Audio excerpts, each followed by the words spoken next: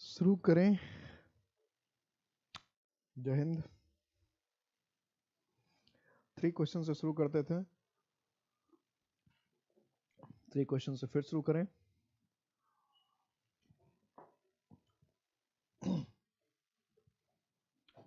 Tense.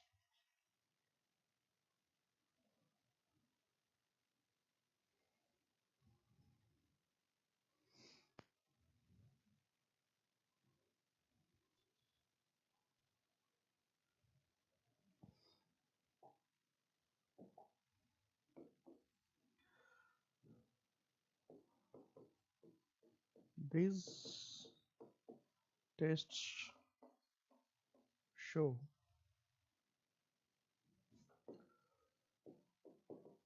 whether someone is having an infection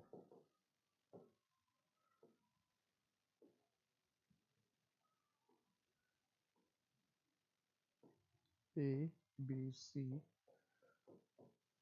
or no error D.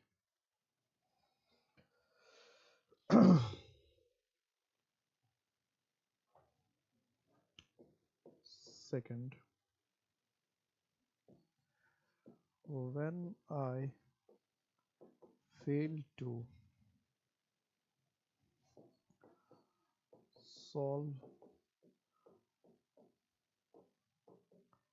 the problem, when I fail to solve the problem myself,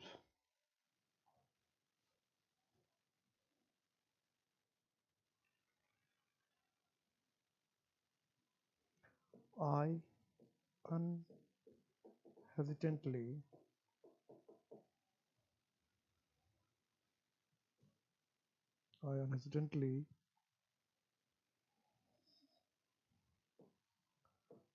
called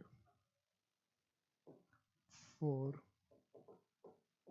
his help.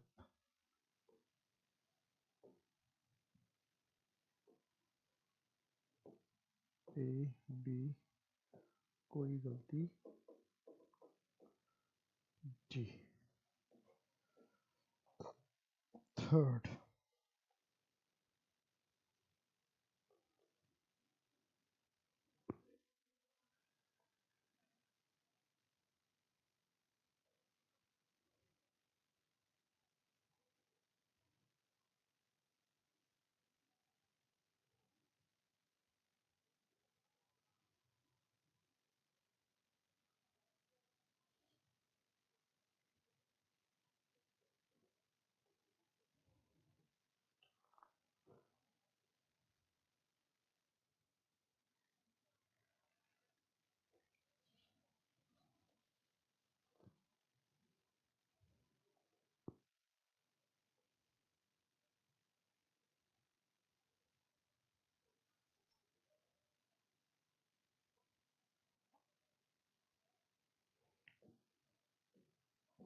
I am having 3 children.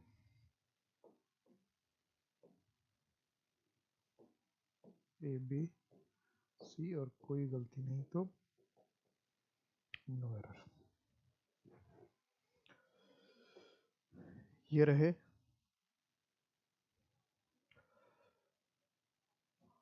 आपके 3 questions जो अभी तक आपने rule पढ़े सबसे। कल मैंने लगभग 10 या 11 रूल्स करवाया था, जो भी रूल करवाया था जितने भी, लगभग सारे जिसने एरर पूछते सारे रूल हमने कर लिया था। अब इस क्वेश्चन को करना है और बताइए, this test show whether someone is having an infection. This test show whether someone is having an infection. This tests show whether someone is having an infection. तो ये रूल हमने पढ़ा था कि पोसेशन रिलेशन की, ये इन टेस्ट से पता चलता है कि किसी को इन्फेक्शन है क्या। इन टेस्ट से पता चलता है किसी को इन्फेक्शन है क्या। तो इन्फेक्शन है क्या इस टेस्ट से पता चलता है, इन्फेक्शन है क्या किसी को इस टेस्ट से पता चलता है, यही कहना चाह रहे हैं, ये कहना चाह रहे हैं। तो पोसेशन रिलेशन की बात हुई तो इज हैविंग की नहीं, क्या होना चाहिए था, वेदर समवन हैज, क्या होना चाहिए था, whether someone has. Possession relation की बात है, हैव हैज प्लस V3 समझो। When I fail to solve the problem myself I instantly called for his help, जब मैं खुद से प्रॉब्लम को सॉल्व नहीं कर पाता तो मैं उसकी मदद करता, अनइंस्टेंटली बेहिचक उसकी मदद मांगता। कॉल फॉर का मतलब क्या, मदद मांगना, आह्वान करना, पुकारना किसी को। तो व्हेन आई फील, ये प्रेजेंट इंडेफिनिट में लिखा है, प्रेजेंट इंडेफिनिट उसका उसकी आदत की, जब भी वो खुद से प्रॉब्लम को सॉल्व नहीं कर पाता तो वो क्या करता है, बेहिचक उसकी मदद मांगता है। तो आदत की बात कर रहा, रिपीटेड एक्शन की बात कर रहा, तो प्रेजेंट इंडेफिनिट में होना चाहिए ना। कॉल्ड फॉर क्यों लिखा है, क्या होना चाहिए, कॉल फॉर, क्या होना चाहिए, आदत की बात कर, रिपीटेड बात कर रहा है, उसकी आदत है ऐसी। I am having 3 children, I am having 3 children, कि मेरे 3 बच्चे हैं। तो मेरे 3 बच्चे अगर हम कहना चाह रहे हैं, आई एम हैविंग 3 चिल्ड्रन, कि मेरे 3 बच्चे हैं, आई एम हैविंग 3 चिल्ड्रन, तो बात तो हो रही है पोसेशन रिलेशन की, मेरे 3 बच्चे हैं। तो फिर कॉन्टिन्यूस में लिखने का क्या है, कोई सेंस नहीं बनता। तो क्या होगा, I have 3 children, I have 3 children, ठीक है, पोसेशन रिलेशन की बात थी।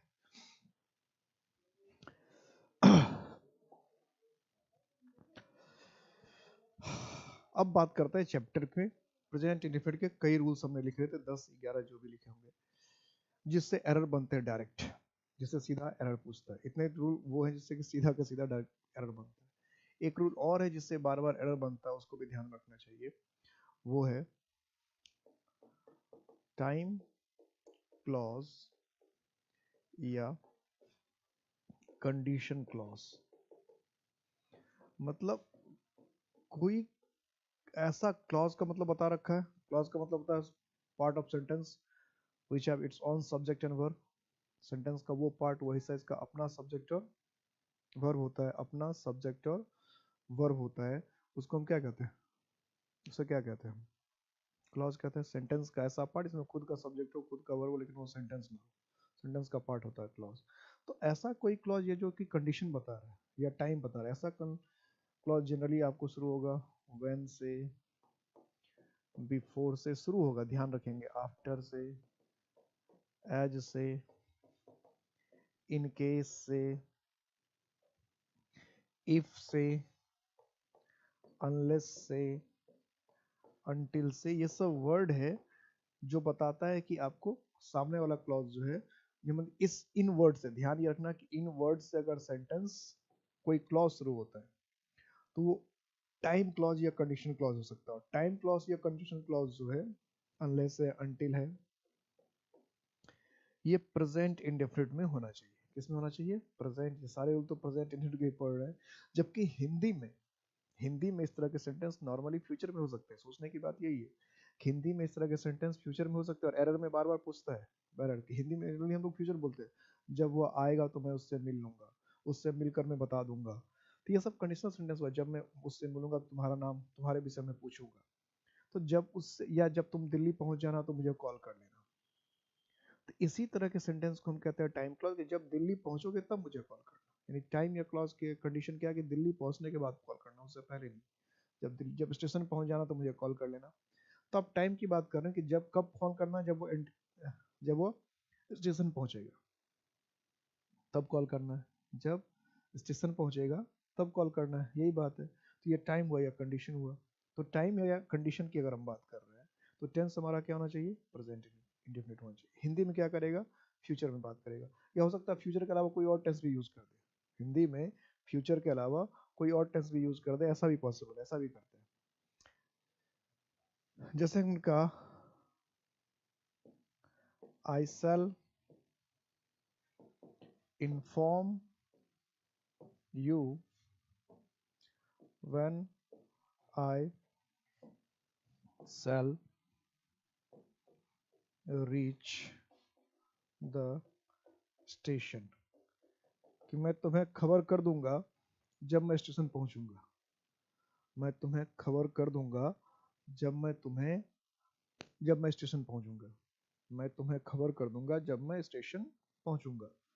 तो I shall inform you when I shall reach the station, की जब मैं स्टेशन पहुंचूंगा तो मैं तुम्हें खबर कर दूंगा। अब इस तरह का सेंटेंस जब आएगा एरर में, तो क्या करके आएंगे? हिंदी तो मीनिंग लग रहा है कि बिल्कुल ठीक है, हिंदी में तो ठीक बोल रहे हैं कि मैं जब स्टेशन पहुंचूंगा तो मैं तुम्हें खबर कर दूंगा, लेकिन ये व्हेन से शुरू हो रहा है। ये जो क्लॉज है आई शैल रीच द स्टेशन, ये व्हेन से शुरू हो रहा है। तो ये रूल कह रहा है कि अगर टाइम क्लॉज है, कंडीशन क्लॉज है, शर्त बता रहा है कि जब वहां पहुंचेगा तो तुझे बता देगा, तुमसे मिलकर मैं बता दूंगा, बात करूंगा तो बता दूंगा, इस तरह का सेंटेंस सब होगा। तो कंडीशन या टाइम क्लॉज है तो उसको प्रेजेंट इंडेफिनिट में लिखना चाहिए।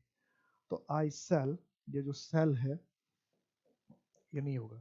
इसमें ध्यान रखना कि फ्यूचर, ये किसी जगह ऐसे नहीं कि व्हेन देखते हैं प्रेजेंट इंडेफिनिट में आ जाना, ऐसा नहीं। जब प्रेजेंट से रिलेटेड कंडीशन लगा रहा हो तब, यानी कि सेंटेंस में देखा कहीं व्हेन, उसके बाद ढूंढने लगे पास्ट इंडेफिनिट नहीं प्रेजेंट इंडेफिनिट, ऐसा नहीं है। ये नहीं कह रहा कि व्हेन के साथ हमेशा पास्ट प्रेजेंट इंडेफिनिट, ऐसा नहीं कहा जा रहा है। कहा जा रहा है जब टाइम या कंडीशन क्लॉज हो। टाइम कंडीशन का सेंटेंस में दो पार्ट होता है। कैसा होगा कि जब वो मिलेगा तो मैं बता दूंगा, जब वो आएगा तो मैं कह दूंगा, यानी प्रेजेंट और फ्यूचर मिलकर होता है। ऐसा नहीं किसी सेंटेंस में व्हेन देखा प्रेजेंट इंडेफिनिट लिख दिया, ऐसा देखा, ऐसा कोई रूल नहीं बताया जा रहा है। आपको कह रहा है टाइम या कंडीशन क्लॉज। टाइम या कंडीशन क्लॉज का मतलब हुआ कि दो बातें उसमें होगी और बात प्रेजेंट से जुड़ी होगी, तब ऐसी बात होगी कि जब वो आएगा तो मैं बताऊंगा, जब वो तुम पढ़ोगे तो, ऐसी ऐसा सेंटेंस होना चाहिए। ठीक है, ये नहीं कि कहीं भी अनलेस व्हेन अनटिल देके प्रेजेंट इंडेफिनिट में लिख दिया। जब प्रेजेंट से जोड़कर कंडीशन या टाइम लगाया गया तभी बात करेंगे। वहां पहुंचकर बता दूंगा, उससे मिलूंगा तो बता दूंगा, जब मैं उससे मिलूंगा तुम्हारी समस्या का डिस्कस करूंगा, इस तरह की बात होती है। जैसे हमने कहा आई सेल, या कोई दूसरा सेंटेंस लेते हैं। आई सेल तो एक हो ही गया, दूसरा सेंटेंस लेते हैं।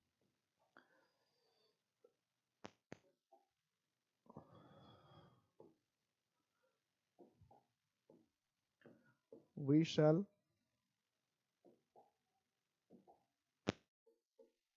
we shall discuss your problem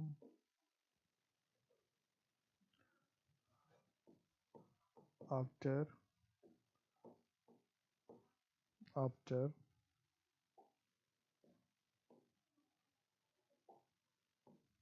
we shall meet you। क्या कह रहे हैं? we shall discuss your problem after we shall meet you, कि जब हम लोग मिल लेंगे उसके बाद तुम्हारी समस्या पर डिस्कस करेंगे। यानी अब मान लो फोन पे कोई बात कर रहा है या ऐसे बात कर रहा है, तो आप कह रहे हैं नहीं, जब तुमसे मिल लेंगे ना, तुमसे मिलने के बाद तुम्हारी समस्या पर डिस्कस करेंगे। तुमसे मिलने के बाद तुम्हारी समस्या पर डिस्कस करेंगे, या जब तुमसे मिल लेंगे तो तुम्हारी समस्या पर डिस्कस करेंगे। जब तुमसे मिल लेंगे तुम्हारी समस्या पर डिस्कस करेंगे, ऐसा आप कहना चाहते हैं, या यही कहना चाहते हैं? ऐसा आप कहना चाहते हैं, या शायद आप यही कहना चाहते हैं कि जब मैं तुमसे मिल लूंगा तो तुम्हारी समस्या पर मैं डिस्कस करूंगा, तुमसे मिलकर मैं तुम्हारी समस्या पर डिस्कस करूंगा। ठीक है, ये कहना चाह रहे हैं। तो आपको सेल लिखने की कोई आवश्यकता नहीं है। सेल लिखने की कोई आवश्यकता नहीं है, कोई जरूरत नहीं है, कोई बात करने की जरूरत नहीं है।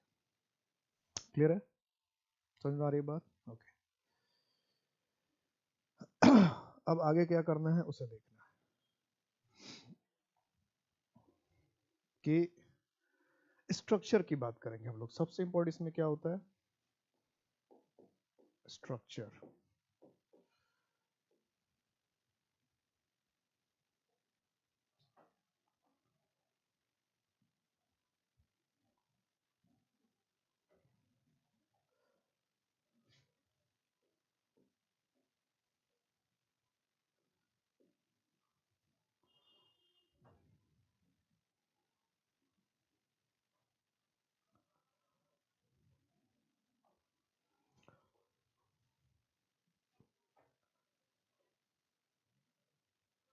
तो स्ट्रक्चर में जनरली क्या किया जाता है कि हमें यह बताया गया है कि सिर्फ और सिर्फ प्रेजेंट इंडेफिनिट का एक ही स्ट्रक्चर होता है, वो है सब्जेक्ट प्लस V1 V5। अब इसका नतीजा ये होता है कि सेंटेंस चाहे कुछ भी हो, उसकी डिमांड, उसके स्ट्रक्चर की डिमांड चाहे कुछ भी हो, हम उसमें ले आते हैं प्रेजेंट मतलब V1 V5। और प्रेजेंट इंडेफिनिट के जितने भी सेंटेंस है, प्रेजेंट इंडेफिनिट के जितने भी सेंटेंस है, सारे V1 V5 से नहीं बनते। प्रेजेंट इंडेफिनिट के जितने भी सेंटेंस है, सारे V1 V5 से नहीं बनते, ये भी समझना जरूरी है। ये इसको अब इसके लिए सारे स्ट्रक्चर पता होना चाहिए। तो जैसे महाभारत में कुंती के साथ हुआ था कि कुंती के 6 बेटे थे, लेकिन उसमें से एक गायब था और 5 जो है सबके सामने रहे।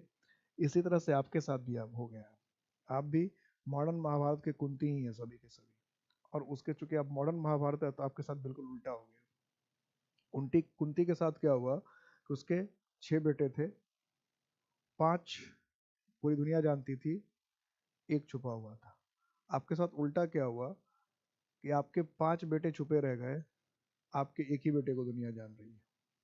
ठीक है, ये हो गई प्रॉब्लम। अब मतलब आप यूं कह सकते हैं कि आपको मॉडर्न कुंती बना दिया गया कि आपके पास 6 हथियार होने चाहिए थे, उसमें से 5 हथियार आपसे छीन लिए गए, बस एक हथियार दे के लड़ाई में भेज दिया गया, इसलिए इतनी समस्या होती है। तो आज मैं आपके जो 5 6 जो पुत्र हैं, हथियार हैं, उसे मैं वापस कर रहा हूँ। हालांकि मेरी जिम्मेदारी नहीं थी कि मैंने अपने आपसे ये हथियार नहीं छीने थे, छीनने वाले छीने दूसरे लोगों ने छीना था, तो मैं सारे हथियार आपको वापस कर दे रहा हूँ जो आपसे ले लिए गए थे। ठीक है, इसमें मेरा कोई बड़कपन नहीं है, मेरा आभारी होने की आपको जरूरत नहीं है, ये मेरा काम है। तो सारे के सारे हथियार जो आपसे छीन लिए गए थे, मैं एक एक करके आपको वापस दे रहा हूँ कि प्रेजेंट इंडेफिनिट में कितने हथियार हैं। प्रेजेंट इंडेफिनिट में हथियार का मतलब कितने स्ट्रक्चर है। सबसे पहला स्ट्रक्चर होता है प्रेजेंट इंडेफिनिट का कि सब्जेक्ट लिखिए और सब्जेक्ट के साथ एम इज आर, और जितने भी अभी स्ट्रक्चर हम लोग लिख रहे हैं सब एफर्मेटिव। एफर्मेटिव का मतलब क्या होता है कि हम किसी बात को स्वीकार कर रहे हैं, किसी बात को मान रहे हैं। तो अभी हम लोग एफर्मेटिव सेंटेंस के स्ट्रक्चर लिख रहे हैं। किसके स्ट्रक्चर लिख रहे हैं? एफर्मेटिव सेंटेंस के स्ट्रक्चर लिख रहे हैं। एफर्मेटिव सेंटेंस के स्ट्रक्चर लिख रहे हैं। तो एम इज आर होगा, और एम इज आर के बाद अगर एडजेक्टिव आ जाए या नाउन आ जाए तो ये प्रेजेंट इंडेफिनिट ही होगा। जैसे हम कहते हैं इंडिया इज बिग, कि भारत विशाल है, तो बिग एडजेक्टिव है प्रेजेंट इंडेफिनिट में।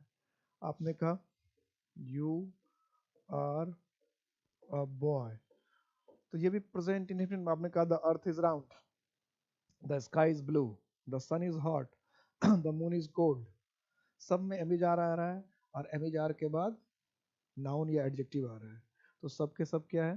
Present indefinite. यानी एमिजार है और एमिजार के बाद अगर नाउन है, एडजेक्टिव है, तो प्रेजेंट इंडेफिनिट ही है।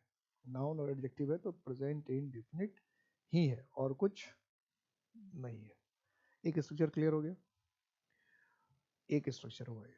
दूसरा स्ट्रक्चर है सारा एफर्मेटिव का। एफर्मेटिव को सब स्वीकार कर रहे, मान रहे हैं कि यू आर अ बॉय, तुम एक लड़का हो, पृथ्वी गोल है, सूरज गर्म है। सब्जेक्ट हो और सब्जेक्ट के हिसाब से एम इज आर हो, और एम इज आर के बाद 2 प्लस V1 हो। एम इज आर के बाद 2 प्लस V1 हो। तो इसका इस्तेमाल भी हम लोग प्रेजेंट इंडेफिनिट में ही करते हैं। और क्या बताया था इसका इस्तेमाल कब करते हैं? कि जब काम ऐसा लिख रखा है जिसका मतलब काम या तो होने वाला है, इमीडिएट फ्यूचर, या फिर क्या होता है? Planned action. क्या होता है?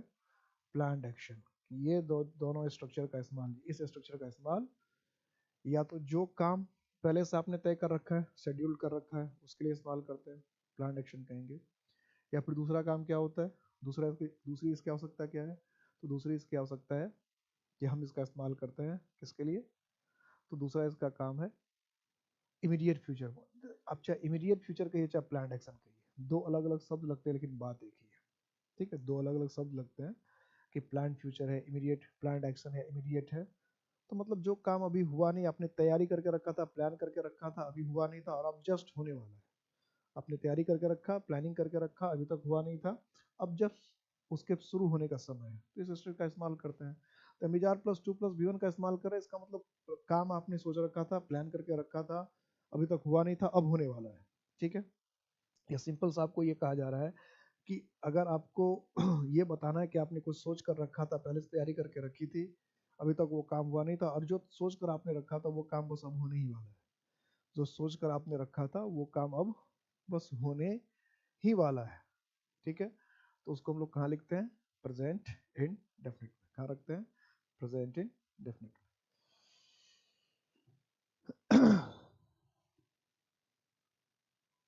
जैसे हमने एग्जांपल लिया,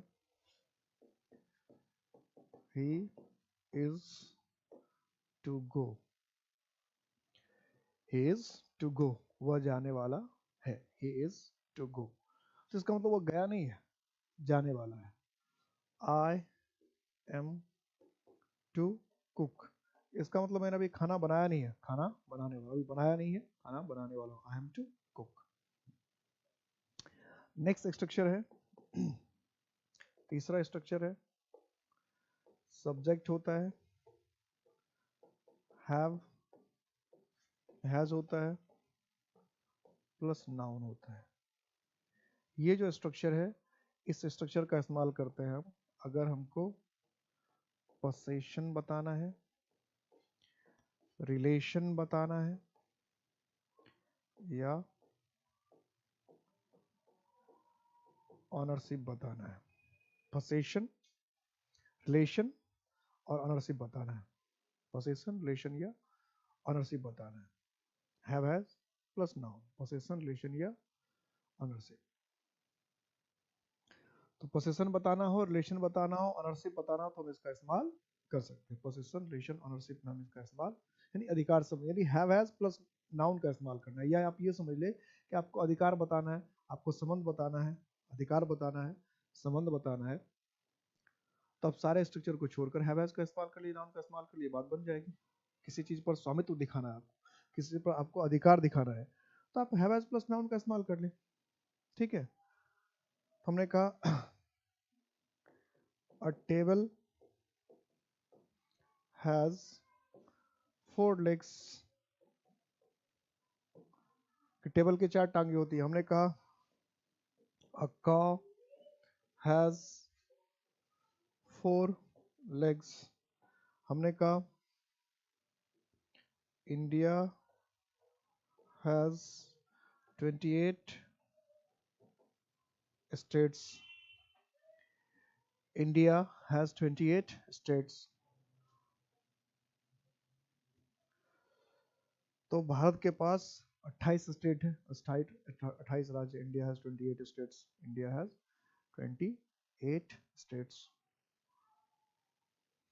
तो पोसेशन रिलेशन के लिए आप इसका इस्तेमाल करते, I have 2 sons, you have 2 brothers, जितने भी कई कई लिखे, she has 2 sister, he has 2 sisters. तो पोसेशन रिलेशन ऑनरशिप के लिए हैव, हैज का इस्तेमाल। 3 स्ट्रक्चर्स हुए, सारे अफर्मेटिव है और सारे प्रेजेंट इंडेफिनिट है।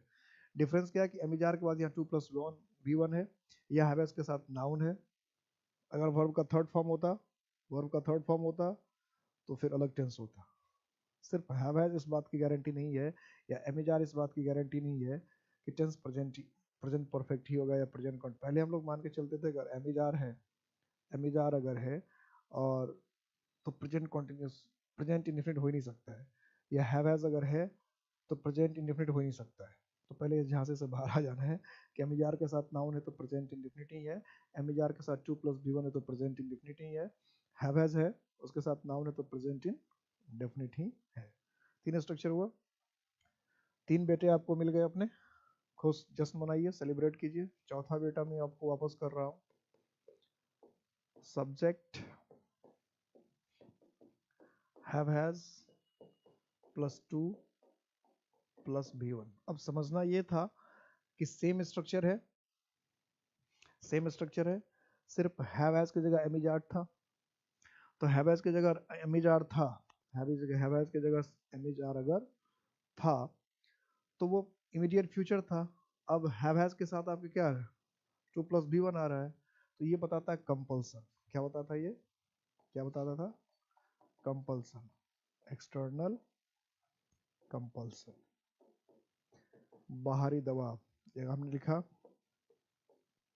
You have to attend the meeting.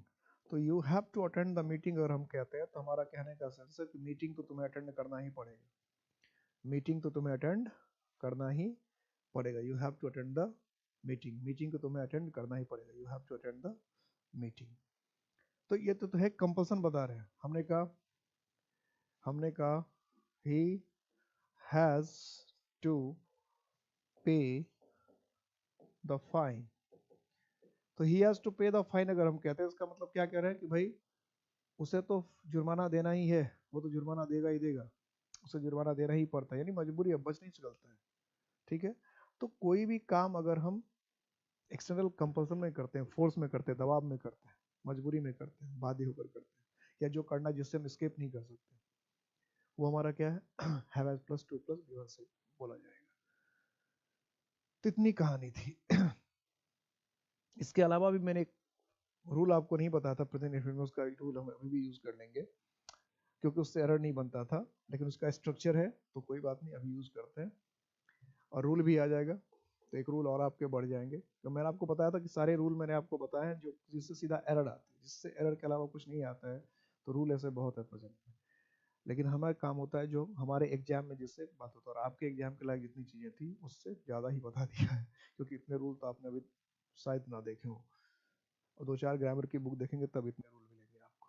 खैर, और फिर भी मैं कह रहा हूँ कि आगे और भी रूल है, इतने ही काफी नहीं है, और भी रूल है, लेकिन आपके लिए पर्याप्त है कि अगर ऑर्डर या कमांड हो तो जो स्ट्रक्चर हो जाता है, तो स्ट्रक्चर हो जाता है, स्ट्रक्चर नंबर 5 हो गया आपका, वो सीधा V1 से बना देते हैं, सेंटेंस को स्टार्ट कर देते हैं। और V1 के बाद अगर कोई ऑब्जेक्ट है तो ठीक है, नहीं तो ऑब्जेक्ट नहीं रहेगा तो भी चलेगा, ऑब्जेक्ट रहे तो ठीक है और ना रहे तो भी कोई समस्या नहीं है, यानी कि ऑब्जेक्ट का रहना कम है। जैसे हम कहते हैं इधर आ, तो क्या कहते हैं कम, हो गया। तो भाग, कोई कहता थम जा, थमना, रुक जा, इंतजार कर ले, तो नॉर्मली हम कहते हैं वेट, हो गया। और ये एक एक वर्ड का सेंटेंस है, ये एक सेंटेंस हुआ, ये दूसरा सेंटेंस है, यानी ग्रामर में एक एक वर्ड का भी सेंटेंस हो सकता है, एक एक वर्ड का भी सेंटेंस हो सकता है। अगर हम ऑर्डर दे रहे हैं, कमांड दे रहे हैं, तो एक एक वर्ड का भी सेंटेंस हो सकता है। तो ये सब क्या है, B1 से लिख दिया, फुल स्टॉप लिख दिया, ऑर्डर हो गया। तो ऑर्डर में जनरली क्या होता है, हम लोग सिर्फ वर्ब से शुरू करते हैं, सब्जेक्ट लिखने की कोई आवश्यकता नहीं, और ऐसा नहीं होता कि ऑर्डर वाले सेंटेंस में सब्जेक्ट होता ही नहीं है, ऑर्डर वाले सेंटेंस में भी सब्जेक्ट होता है। यहाँ यू को हिडन माना जाता है, अंडरस्टूड माना जाता है, क्योंकि अब किसी को हम आकाश में देखकर ऑर्डर तो देने के, स्टैंड, मूव, तो कोई ना कोई सामने होता है हमारे, और जो सामने होता है वो यू है। तो यू हम लिख देंगे, तू भाग जा, तू बैठ जा, कहने का सेंस होता है सब जगह यू। तो यू हिडन रहता है। कभी कभी कई कई स्टूडेंट ये पूछ लेते हैं कि सब्जेक्ट के बिना तो सेंटेंस बनता नहीं है, ये सेंटेंस सब्जेक्ट के बिना कैसे बन जाए। अगर ऐसा कोई क्वेश्चन आ जाए तो बता दीजिएगा कि इसमें सब्जेक्ट है, ऐसा नहीं सब्जेक्ट दिखता नहीं है, सब्जेक्ट इसमें यू है, हिडन माना जाता है, इसमें है सब्जेक्ट, और वास्तव में है, क्योंकि सामने वाले को ही आप कह रहे हैं। अगर सामने आपके पास कोई है ही नहीं तो कौन बैठेगा, जिसको आप कह रहे हैं वही बैठेगा ना, और कोई सुनने को तैयार ही तो बैठेगा कौन, यानी सामने है जो सब, बस उसको अंडरस्टूड, इंग्लिश में हिंदी में भी अंडरस्टूड रखते हैं, बैठ जा, थम जा, रुक जा, डट जा, सामने वाले को आप कह रहे हैं, सब्जेक्ट है उसका। ठीक है, या कभी कभी लंबा सेंटेंस बना देते हैं, सामने का bring a glass of water, चलो इसमें ऑब्जेक्ट भी आ गया, एक गिलास पानी लाओ। अब चाहे हिंदी में जैसे बोलिए, एक गिलास पानी लाओ, एक गिलास पानी लाइए, एक गिलास पानी लाओ ना, एक गिलास पानी दे, एक गिलास पानी देता है कि नहीं, एक गिलास पानी देना पड़ेगा, कैसे नहीं देता है एक गिलास पानी। तो ऑर्डर है, कमांड है, आप इंग्लिश में कैसे, हिंदी में कैसे भी दे सकते हैं। हिंदी में ऑर्डर कमांड देने के कई तरीके हैं, हिंदी में ऑर्डर या कमांड करने के कई तरीके होते हैं, ढेर सारे तरीके हैं। तो इंग्लिश में उतने तरीके नहीं, इंग्लिश में नॉर्मली क्या कि वर्ब से जिसको भी ऑर्डर देना है वर्ब से शुरू, कम, गो, वेट, मूव, डोंट मूव। तो ये नेगेटिव हो जाएगा, नेगेटिव बनाना तो हम लोग सीखेंगे। Bring a glass of water, bring a chair, bring something, buy something, सब मतलब अगर ऑर्डर देना होगा तो सीधा वर्ब V1 से शुरू करेंगे, ये दिमाग में बिठा लीजिए, तो ऑर्डर आपका सेंटेंस हमेशा सही होगा। तो ये जो सारे सेंटेंस हमने बनाए हैं, ये सारे के सारे सेंटेंस अभी हमारे हैं एफर्मेटिव। अब हमें बनाना है, और अभी तो सारे स्ट्रक्चर आए भी नहीं, और एक स्ट्रक्चर हमारा लास्ट का जो है यही स्ट्रक्चर आपका सबसे प्यारा था, जो स्ट्रक्चर देकर भगा दिया गया था हमें बचपन में कि बस यही एक स्ट्रक्चर होता है। वो स्ट्रक्चर क्या था कि सब्जेक्ट होगा और सब्जेक्ट के हिसाब से V1 या V5 प्लस ऑब्जेक्ट, यही था ना कि प्रेजेंट इंडेफिनिट का बस एक यही स्ट्रक्चर बताया जाता है। ये 6 स्ट्रक्चर था, यानी प्रेजेंट इंडेफिनिट के 6 स्ट्रक्चर्स हैं, उसमें से ये भी एक स्ट्रक्चर है, ऐसा पढ़ाया जाना चाहिए था। लेकिन हमें उल्टा ही पढ़ाया गया, हमें ये बता दिया गया कि भाई प्रेजेंट इंडेफिनिट के बस एक ही स्ट्रक्चर है और कोई स्ट्रक्चर ही नहीं है। तो होता क्या था, जब हमें इंग्लिश बोलने की जरूरत पड़ती थी, जब हमें इंग्लिश लिखने की जरूरत पड़ती थी, तो सेंटेंस चाहे अगर एमिजार प्लस 2 प्लस V1 से बनना तो उसको भी हम V1 से बनाने की कोशिश करते थे, हैवेज से बनना था उसको भी इसी स्ट्रक्चर से बनाने की कोशिश करते थे, हैवेज प्लस नाउन से बनने था तो भी इसी से बना, मतलब हर सेंटेंस को हम घुमाकर इस पर लाते थे और फिर अंदर से आवाज आती है यार बन नहीं रहा है, जच नहीं रहा है, ऐसा अंदर से आवाज भी फिर आती है जच नहीं रहा है, रूल तो यही है लेकिन सेंटेंस बन नहीं रहा, फिर कंफ्यूज हो जाते, पता नहीं कहाँ दिक्कत है, पता नहीं इंग्लिश अजीब है।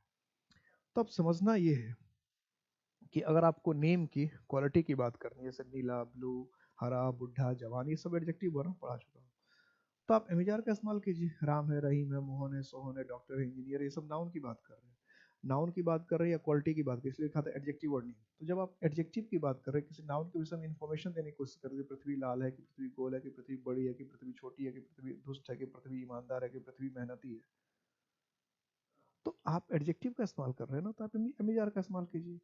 आप कह रहे वो राम है, वो बीमार है, वो डॉक्टर है, वो इंजीनियर है, वो शिक्षक है, वो जो भी है, तो ये आप नाउन की बात कर रहे हैं, तो नाउन लड़का है, लड़की है, प्राइम मिनिस्टर है, प्रेसिडेंट है, ये नाउन है, तो एमिजार का इस्तेमाल कीजिए ना। काम अभी हुआ नहीं है, होने वाला है, तो एमिजार प्लस 2 प्लस V1 का इस्तेमाल कीजिए ना। पोसेशन रिलेशन की बात कर रहे थे, हैवेस की बात कीजिए ना। एक्सटर्नल कंपल्सन की बात करते हैं, हैवेस प्लस 2 प्लस V1 से बात कीजिए ना। और इन सब से ऑर्डर की बात कर रहे हैं, कमांड की बात कर रहे हो, सीधा V1 से बात कीजिए ना। ऑर्डर, कमांड, रिक्वेस्ट जो भी करना, V1 से बात कीजिए सीधा। रिक्वेस्ट होगा तो ज्यादा ज्यादा क्या करेंगे, प्लीज लगा देंगे, ठीक है। ऑर्डर है, कमांड है, रिक्वेस्ट है, रिक्वेस्ट भी इसमें डाल सकते हैं। रिक्वेस्ट में क्या करेंगे, ज्यादा ज्यादा हम क्या करते हैं, रिक्वेस्ट करना होता तो हम उसमें रिक्वेस्ट में प्लीज या काइंडली ऐड कर देते हैं, प्लीज हेल्प मी या help me please, help me kindly, शुरू तो लेकिन वर्ब से ही करते हैं, प्लीज या काइंडली शुरू में या लास्ट में लगा देते हैं, हो गया, रिक्वेस्ट हो गया। और इन सब से अगर डिफरेंट बात करने की, हम रिक्वेस्ट नहीं कर रहे हैं, हम ऑर्डर नहीं दे रहे हैं, हम कमांड नहीं दे रहे हैं, हम इमीडिएट फ्यूचर नहीं बता रहे हैं, हम कंपल्सन नहीं बता रहे हैं, हम पोसेशन नहीं बता रहे हैं, हम किसी के shape, size, colour, married demerit की बात नहीं कर रहे हैं, हम किसी के जॉब प्रोफेशन की बात कर नहीं कर रहे हैं, तो फिर V1 V5 से बात कीजिए, किसने मना कर रखा है आपको, ठीक है। तो और V1 का मतलब क्या है V1 क्या होता है, ये हमेशा क्या है, प्लूरल। और ये क्या होता है, पहले बता चुके हैं, वर्ब विदाउट एस और एस। और V5 क्या होता है भाई, ये होता है सिंगुलर। तो इसको किससे बनाना है, वर्ब विथ एस और एस। तो वर्ब में अगर हमने एस और एस लगा दिया तो वर्ब क्या हो गया, सिंगुलर हो गया। वर्ब में हमने अगर एस और एस लगा दिया तो वर्ब क्या हो जाएगा, सिंगुलर हो जाएगा, सिंपल सी बात है। वर्ब में एस और एस लगाया तो वर्ब क्या हुआ, सिंगुलर हुआ। क्लियर। अब जैसे हमें कहना है कि सूरज पूरब में उगता है, तो हमने क्या लिखा, अब ये सिंगुलर तो the sun rises in the east, और ये इसका डेली का काम है, हमेशा का काम है, परमानेंट काम है, तो प्रेजेंट इंडेफिनिट। सब्जेक्ट सन क्या था, सिंगुलर था, तो राइजेस में क्या लगा, यस, सिंगुलर सब, singular noun, singular verb, singular subject, singular verb, और वर्ब सिंगुलर जब होगा उसमें एस और यस लगेगा।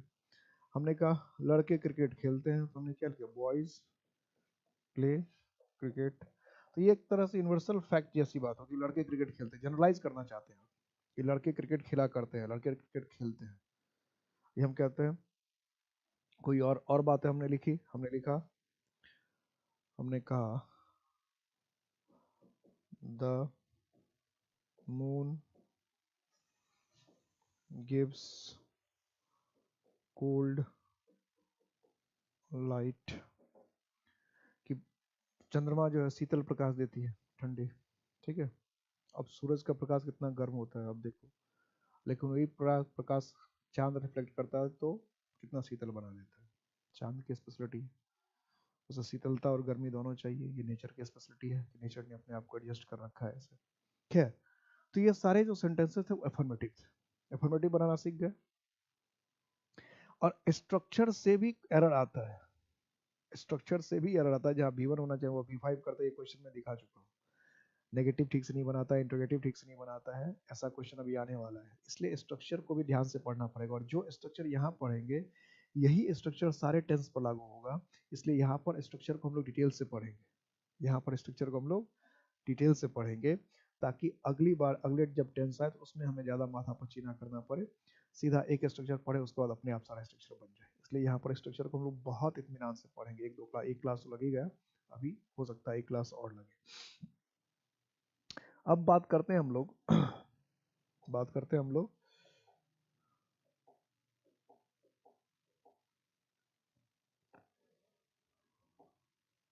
कि निगेटिव कैसे बनाए, निगेटिव सेंटेंस कैसे बनाया जाए।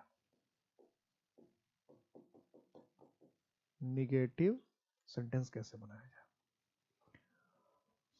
तो निगेटिव का मतलब होता है निगेट करना। निगेट करने का मतलब होता है मना। निगेट का मतलब क्या है? मना। तो अगर आप मना करते हैं, इनकार करते हैं, निगेट करना क्या? मना करना या इनकार करना, मना करना या फिर इनकार करना। तो अगर आप मना कर रहे हैं, अगर आप इनकार कर रहे हैं, अगर आप मना कर रहे हैं, अगर आप इनकार कर रहे हैं, तो मना करना या इनकार करना अगर है, मना करना या फिर इनकार करना अगर है, तो मना करना, इनकार करना, मना करना, इनकार करना, तो किसी चीज को नकार देना। जैसे कहते हुआ मेरा भाई नहीं, तो ये मना करना ही तो हुआ। भारत एक विशाल देश नहीं, तो मना करना ही है। हम कहते सूरज दिन में नहीं निकलता है, तो मना करना है। चांद रात में नहीं निकलता है, तो मना करना है। ये हालांकि निकलता अलग है, सिर्फ मना करने का सिर्फ हुआ तुम मेरे दोस्त नहीं हो, तो मना कर रहे हैं। पृथ्वी नहीं घूमती है, तो मना करना है। तो ये हुआ इनकार करना, किसी चीज को इसको कहते हैं निगेट करना। अब ध्यान ये रखना है इंग्लिश में सबसे इंपॉर्टेंट बात, कि निगेटिव सेंटेंस बनाने के लिए हिंदी में लिखना है तो हिंदी में लिख लीजिए अपने हिसाब से, कि नेगेटिव सेंटेंस बनाने के लिए हेल्पिंग वर्ब का होना जरूरी है। ये सेंटेंस लिखिए चाहे जैसे लिखना है। To make a negative sentence we need a helping verb. Yeah, we can't make a negative sentence without a helping verb. We can't make a negative sentence without a helping verb. कि आप negative sentence बनाना चाह रहे हैं और आपके sentence में helping verb नहीं है, तो आपका सेंटेंस कभी नेगेटिव नहीं बनेगा। ये ध्यान रखिएगा।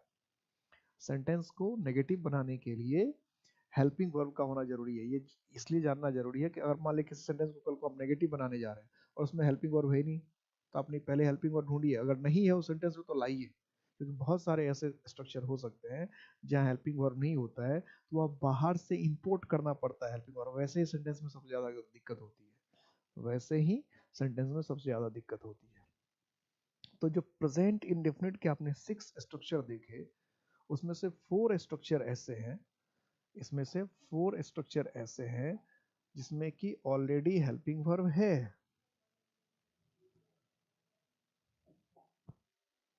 देखिए पहला स्ट्रक्चर, इसमें ये 3 हेल्पिंग वर्ब है, ठीक है, 3 am is are helping verb है।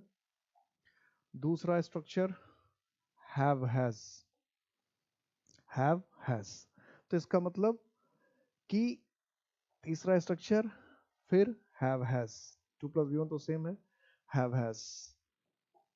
और कोई इसमें V1, इसमें कोई हेल्पिंग वर्ब नहीं, इसमें सीधा V1 5, इसमें कोई हेल्पिंग वर्ब नहीं। तो यही मैं आपको बता रहा था कि 6 स्ट्रक्चर है प्रेजेंट इंडेफिनिट में, इसमें 4 स्ट्रक्चर तो आपसे आसानी से नेगेटिव बन जाएगा, क्योंकि 4 स्ट्रक्चर में हेल्पिंग वर्ब है। क्या क्या है? एम इज आर और हैव और हैज। तो ये 4 स्ट्रक्चर को तो आप आराम से बना देंगे कि एम इज आर है, हैव हैज है, तो इसके साथ नॉट लगा देंगे, नेगेटिव बन जाएगा। लेकिन 2 स्ट्रक्चर तो ऐसे हैं, ऑर्डर और स्ट्रक्चर 6, जिसमें V1 V5 था, जिसमें कि हेल्पिंग वर्ब, उसका कैसे बनेगा?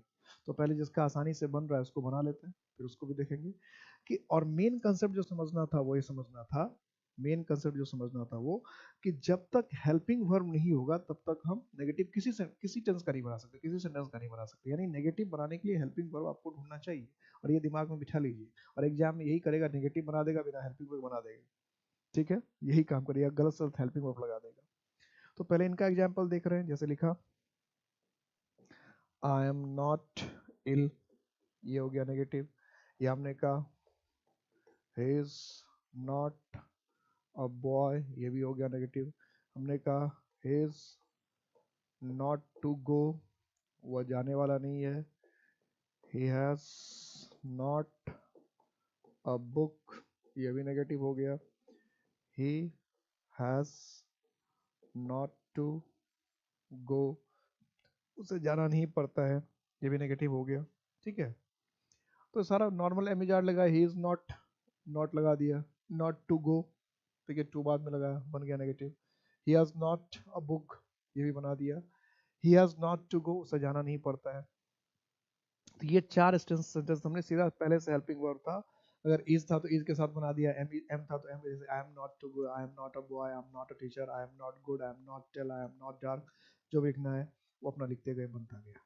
तो प्रेजेंट इंडेफिनिट में एम इज आर और हैव हैज, ये 5 तो क्लियर स्ट्रक्चर होता है। इसके बाद समझने की बात यह कि ये जो सेंटेंस है, इस पर मैं अभी डिटेल्स चर्चा करूंगा और V1 V5 का अलग से नेगेटिव बनाना बताऊंगा।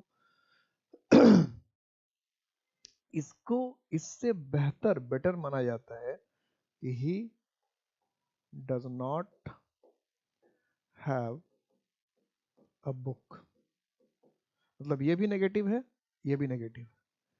इसको ज्यादा बेटर माना जाता है, इसको ज्यादा बेटर माना जाता है। और ये क्यों बनाया जाता है, ये कैसे बनाया ऐसा, ही डज नॉट हैव, इसको हमें सीखना है। और इससे एरर भी आता है, क्योंकि कई बार क्या होता है कि, और आपके भी दिमाग में आएगा कि ही डज नॉट हैव क्यों लिखा, यहाँ तो हैज लिखना चाहिए, क्योंकि यहाँ पर क्या है, ही है। तो ऐसा, और एग्जाम में यही देता है, ही डज नॉट हैज करके देता है, अगर उसको एरर पूछना होता है, he does not has, India does not has, लोग तो ठीक तो लिख रहा है, India does not has he तो होना चाहिए, इंडिया के साथ तो हैज ही होना चाहिए, इंडिया सिंगुलर है। ही डज नॉट हैज, ही के साथ हैज ही तो होना चाहिए, होता भी है, लेकिन यह हैव लिखा क्यों, ऐसा कई बार एरर आ चुका है। सेंटेंस इंप्रूवमेंट में दे देगा, एरर में दे देता है, फिल इन द ब्लैंक्स में दे देता है, क्लोज टेस्ट में कभी दे देता है, हैव और हैज दोनों भरने के, तो लोग हैज भर के चले जाते हैं। खैर, तो इस पर हम लोग नेक्स्ट क्लास में डिटेल डिस्कस करेंगे, नेक्स्ट क्लास में डिटेल से डिस्कस करेंगे।